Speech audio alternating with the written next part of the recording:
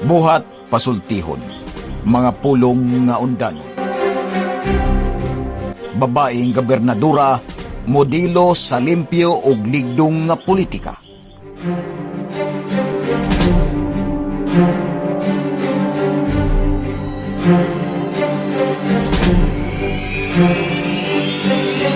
Diri sa amuang lungsod, panawagan sa katawhan ang kauswagan.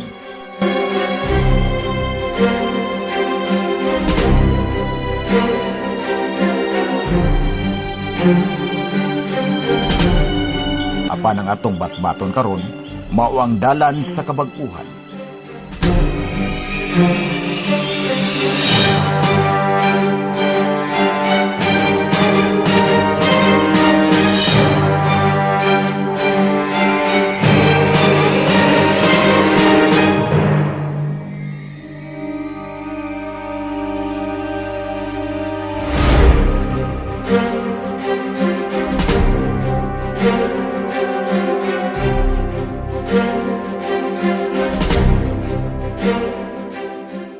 Batasan ug ato nang naandan ang magtigom og kwarta, magbuhi og hayop para sa tinuod nga piyesta ay ikabungga.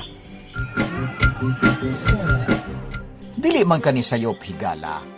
Importante man kaayong sa Santos ug Dios nung kapistahan magsaulog kita.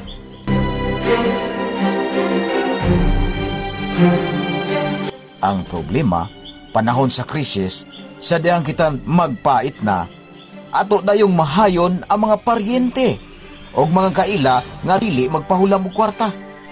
Ang mas grabe pa, hasta mga arangan ug ang gobyerno mismo atong pasingitan nga murabag maoy gimahayan sa tanan. Duterte, mag-draw tayo. Bigyan mo ako ng baril. Sige. Walang problema. Kaloy po din taon sa mga naningkamot nga mag-budget para lang sa kinabuhi makapalit og bag-o nga gadget. Kaloy po din taon sa mga politikong nagtinarong sa mga naningkamot og serbisyo aron dili makonsensya inigdawat sa honorarium. Panahon sa pandemya nganong napaigo man lagi nato ang 2 ka kilong bugas ug 4 kalatang sardinas sulod sa usa ka semana.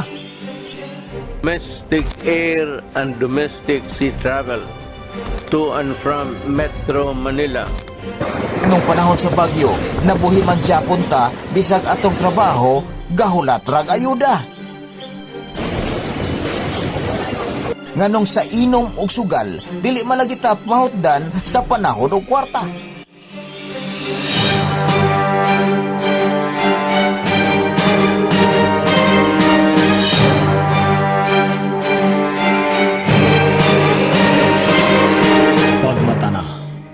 Ang kabaguhan angay magsugod sa atoa.